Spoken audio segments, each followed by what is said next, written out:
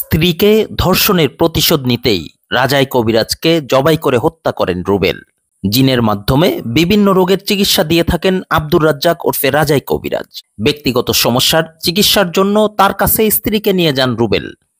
কবিরাজ সুকৌশলে স্বামী রুবেলকে সরিয়ে দিয়ে তার স্ত্রীকে ধর্ষণ করেন। পরে স্ত্রীর নিকট বিষয়টি জানতে পেরে ক্ষুব্ধ হয়ে বন্ধুর সহযোগিতায় কবিরাজকে জবাই করে হত্যা করেন রুবেল। চাঞ্চল্যকর এই ঘটনাটি ঘটেছে চুয়াডাঙ্গা সদর উপজেলার শঙ্করচন্দ্র ইউনিয়নের পুরাতন ভান্ডারদহ গ্রামে। পুলিশি তদন্তের পর মঙ্গলবার দুপুরে আলোচিত কবিরাজ হত্যাকাণ্ডের ঘটনাটি গণমাধ্যম কর্মীদের সামনে এভাবেই তুলে ধরেন Chuadanga police super RM Foyzur Rahman. গত 31শে মে দিবাগত রাতে আমাদের শঙ্করচন্দ্র ইউনিয়নের ভান্ডারদহ গ্রামের সংশ্লিষ্ট সংলগ্ন রাস্তায় একটি হত্যাকাণ্ড সংঘটিত হয়। আমরা প্রাথমিকভাবে সকাল 7:30টার দিকে সংবাদ পাই যেখানে একটা মৃতদেহ পড়ে আছে, জবাই করা মৃতদেহ, এবং আমরা পরবর্তীতে পরিচয় পাই জনাব আব্দুর রাজ্জাক ওরফে রাজাই শেখ নামে এক ব্যক্তি, যিনি পেশায় কৃষিকাজ করেন এবং পাশাপাশি কবিরাজি চিকিৎসা করেন। তিনি মূলত বহুমুখী বিভিন্ন ধরনের কবিরাজি চিকিৎসা দেন। আমরা যতটা জানতে পেরেছি তিনি গরু ছাগল থেকে শুরু করে মানুষেরও চিকিৎসা দেন।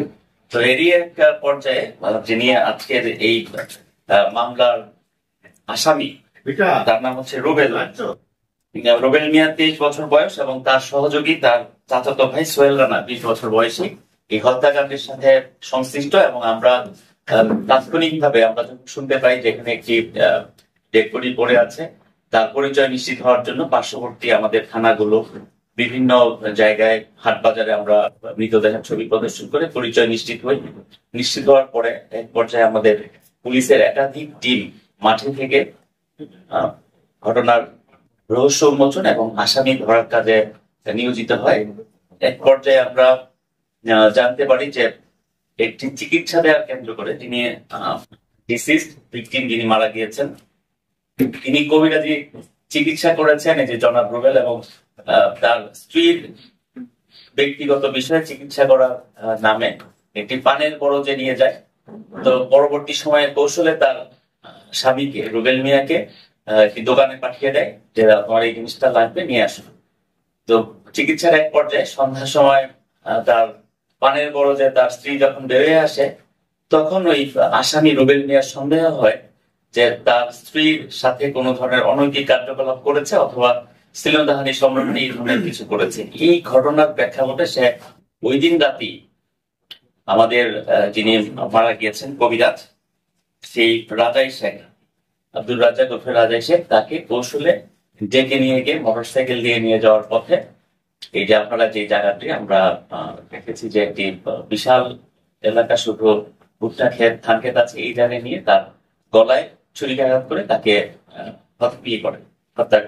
এবং এক পর্যায়ে আমরা তার যখন খোঁজ খবর করতে থাকি, পরিচয় আমরা বিভিন্ন অ্যাঙ্গেলে কাজ করা শুরু করি যে তার সাথে কারো পূর্ব শত্রুতা ছিল কিনা, বিরোধ ছিল কিনা।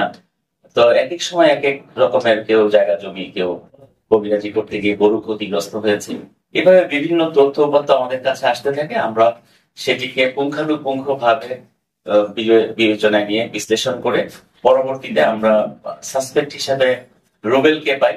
এবং রুবেল তিনি আমাদের কাছে বলেছেন এবং কোর্টে ফৌজদারি কার্যবিধি 164 ধারায় নিজেকে জড়িয়ে জবানবন্দি দিয়েছেন যে কি কারণে, কিভাবে তিনি সংক্ষুব্ধ হয়েছেন, এবং এই সংক্ষুব্ধ হওয়ার কারণেই কবিরাজ রাজাই শেখকে তিনি নিজ হাতে ছুরি দিয়ে জবাই করে হত্যা করেছেন।